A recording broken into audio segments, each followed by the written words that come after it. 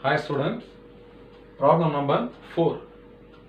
Two coils X and Y are placed in a circuit such that a current changes by 2 ampere in a coil X and magnetic flux change of 0.4 Weber occurs in coil Y. So the current in the primary coil changes by 2 ampere and the flux linked to the secondary coil is 0.4 Weber. Like that you have to understand.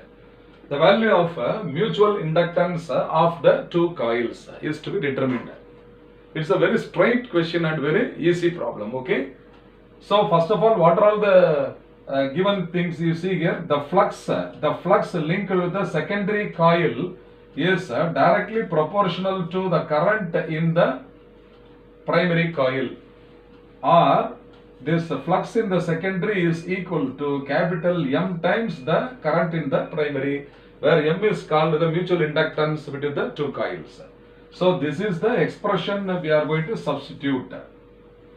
Okay. Now what are the values given here? What is I primary given in the problem is 2 ampere. Then the flux linked in the secondary coil Y is given as 0.4 Weber. Therefore, what is M is now equal to phi in the secondary coil divided by current in the primary coil. So this is equal to 0.4. So 0.4 divided by 2. So this is equal to 0.2.